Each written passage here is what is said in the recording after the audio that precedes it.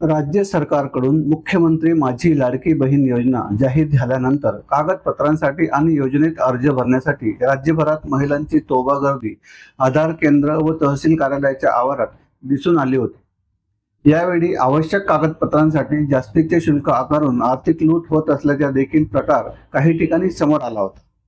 या सर्व प्रकाराची तात्काळ दखल घेत राज्य सरकारने योजना जाहीर झाल्याच्या पहिल्याच दिवशी सायंकाळी या योजनेत नियमात बदल करून योजनेच्या लाभार्थ्यांना मोठा दिलासा दिला आहे। पाहूया सविस्तर बातमी। नमस्कार, मी महेंद्र सिंग राजपूत आणि आपण पाहत आहात निर्भीड विचार न्यूज। महाराष्ट्रात सध्या महिला वर्गात मुख्यमंत्री माझी लाडकी बहीण या योजनेची जोरदारपणे चर्चा सुरू आहे। या योजनेच्या माध्यमातून राज्य सरकार महिलांना दरमहा 1500 रुपये देणार आहे। या योजनेसाठी पात्र महिलांना कागदपत्रांच्या काही अटी ठेवण्यात आल्या होत्या, पण कागदपत्रे बनवण्यासाठी राज्यभरात तहसील कार्यालयांवरील गर्दी पाहता राज्य सरकारने काही महत्त्वाचे निर्णय घेतले आहेत। राज्य सरकारने लाभार्थी महिलांसाठी काही कागदपत्रांमध्ये शिथिलता दिली आहे। ज्या महिलांकडे डोमिसाईल म्हणजेच अधिवास दाखला नाही त्या महिलांकडे 15 वर्षापूर्वीचा रेशन कार्ड, मतदार ओळखपत्र, शाळा सोडल्याचा दाखला किंवा जन्म दाखला यापैकी एकही कागदपत्र असेल तरी त्या महिलेला या योजनेचा लाभ घेता येणार आहे। तसेच या योजनेसाठी राज्य सरकारने 15 जुलै ही अर्ज करण्यासाठी शेवटची मुदत ठेवली होती, पण राज्य सरकारने ही मुदत 2 महिन्यांनी वाढवली। याचाच अर्थ आता राज्यातील महिला या योजनेसाठी 31 ऑगस्ट पर्यंत अर्ज करू शकणार आहेत। राज्य सरकारने केलेल्या या घोषणेमुळे आता महिलांना तहसील कार्यालयात जाण्याची गरज नाही हे यातून स्पष्ट झाले आहे आणि यातून महिलांना फार मोठा दिलासा देखील मिळाला आहे। आता पाहूया नेमका काय काय अटी आहेत आणि काय काय नवीन घोषणा आहेत। सदर योजनेत अर्ज करण्याची मुदत 1 जुलै 2024 ते 15 जुलै 2024 पर्यंत ठेवण्यात आली होती, मात्र या मर्यादेत आता सुधारणा करण्यात येत असून सदर मुदत 2 महिने वाढवण्यात येत असून ती आता 31 ऑगस्ट 2024 पर्यंत सर्व लाभार्थी महिलांना अर्ज करता येणार आहे। तसेच 31 ऑगस्ट 2024 पर्यंत अर्ज करण्यात आलेल्या लाभार्थी महिलांना 1 जुलै 2024 पासून दरमहा 1500 रुपयांचा आर्थिक लाभ देखील देण्यात येणार आहे। या योजनेच्या पात्रतेमध्ये अधिवास प्रमाणपत्र आवश्यक असल्याचे नमूद करण्यात आले होते। आता लाभार्थी महिलांकडे अधिवास प्रमाणपत्र उपलब्ध नसेल तर त्याऐवजी 15 वर्षापूर्वीचे रेशन कार्ड, मतदान ओळखपत्र, शाळा सोडल्याचे प्रमाणपत्र, जन्म दाखला यापैकी कोणतेही ओळखपत्र प्रमाणपत्र ग्राह्य धरण्यात येणार आहे। सदर योजनेतून 5 एकर शेतीची अट देखील वगळण्यात आली आहे। या योजनेत लाभार्थी महिलांचा वयोगट 21 ते 60 वर्ष ऐवजी आता 21 ते 65 वर्ष असा करण्यात आला आहे। परराज्यात जन्म झालेल्या महिलांनी महाराष्ट्रातील अधिवास असणाऱ्या पुरुषासोबत विवाह केला असेल तर अशा बाबतीत त्यांच्या पतीचे जन्म दाखला, शाळा सोडल्याचे प्रमाणपत्र, अधिवास प्रमाणपत्र ग्राह्य धरण्यात येणार आहे।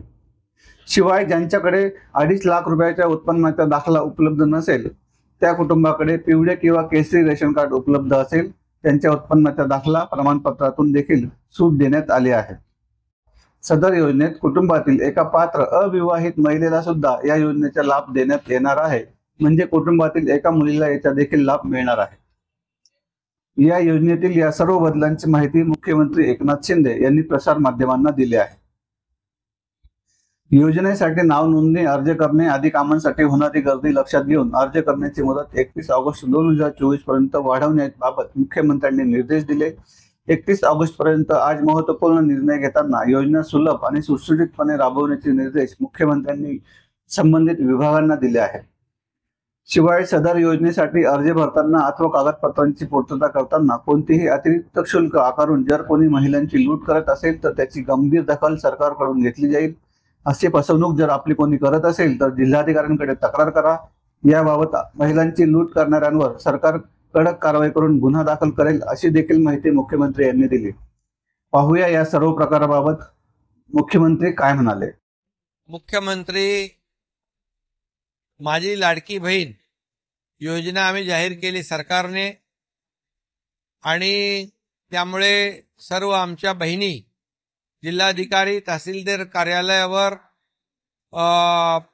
आपल्या या योजनेमध्ये सामील होण्यासाठी, योजनेचा लाभ घेण्यासाठी जी गर्दी झालेली आहे आणि आमच्या भगिनींना वाटतं की 15 दिवसामध्ये आम्ही जर ते निकष आणि पात्रता पूर्ण केली नाही, आम्ही नोंद केली नाही तर आम्हाला लाभ मिळणार नाही, असा जो काही गैरसमज पसरलेला आहे महाराष्ट्रातल्या आमच्या बहिणींच्या मनामध्ये, तो आज आम्ही बैठकी घेऊन दूर केलेला आहे. ही योजना जी आहे त्याचे जे काही प्रक्रिया आहे त्याची मुदत 31 ऑगस्ट पर्यंत वाढवण्यात आलेली आहे. 31 ऑगस्ट पर्यंत सगळे जे काय प्रक्रिया आहे ती महिला भगिनींनी पूर्ण करायची आहे आणि त्यांना लाभ जो आहे, मी ऑगस्टमध्ये जरी हा फॉर्म भरला किंवा पात्रता सिद्ध झाली तरी त्यांना 1 जुलैपासून पैसे मिळणार आहेत. 1 जुलै मग ऑगस्टमध्ये झालं तर जुलै आणि ऑगस्टचे 2 महिन्याचे पैसे मिळतील. आणि जी काही गर्दी झाली आहे, जे निकष जे आहेत ते देखील आम्ही सुलभ केलेले आहेत, सुटसुटीत केलेले आहेत. त्याच्यामध्ये जन्माचा दाखला असेल, त्यांच्याकडे जे काही डोमिसाईल आपण मागतो अधिवास, त्याच्या बरोबर त्याच्याऐवजी समजा जन्माचा दाखला असेल, शाळेचा दाखला असेल 15 वर्षापूर्वीचा, रेशन कार्ड पिवळा आणि केसरी 15 वर्षापूर्वीचा असेल, किंवा वोटर लिस्टमध्ये त्यांचं नाव असेल तर त्यांना याच्यामध्ये पात्र धरलं जाईल. त्यामुळे कुठलीही काळजी त्यांनी करू नये, कुठलीही चिंता करू नये. आणि दुसरी गोष्ट, या सर्व नोंद आणि प्रक्रियेला कुठलाही एकही रुपया सरकारच्या माध्यमातून घेतला जाणार नाही. कुणी कुणाला पैसे देता कामा नये. आणि जे कोणी पैशाची मागणी करतील त्याची तक्रार कलेक्टरकडे त्यांनी करावी, त्याच्यावर कठोर कारवाई केली जाईल, त्याला जेलमध्ये टाकलं जाईल. जे कोणी अधिकारी कर्मचारी याच्यामध्ये आमच्या महिला भगिनींकडून पैशाची मागणी करतील, अशा लोकांना माझा इशारा आहे की कुठल्याही परिस्थितीमध्ये याच्यामध्ये सर्वसामान्य महिला भगिनी आहेत, त्यांना याचा लाभ मिळाला पाहिजे. मुख्यमंत्री माझी लाडकी बहीण योजना यासाठी आपण हा निर्णय घेतलेला आहे. त्यामुळे याची नोंद सर्व अधिकारी आणि कर्मचाऱ्यांनी घ्यावी.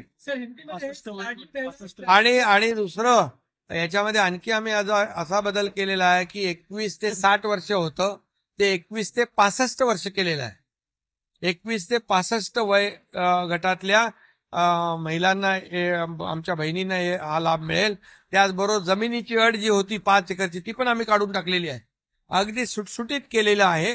आणि त्यामध्ये आपल्या सर्व अधिकारी, जिल्हाधिकारी आणि तहसीलदार, प्रांत यांना माझ्या सूचना आहेत की या सर्व योजनेचा लाभ जो आहे या महिला भगिनींपर्यंत पोहोचला पाहिजे. ही सरकारची भूमिका आहे.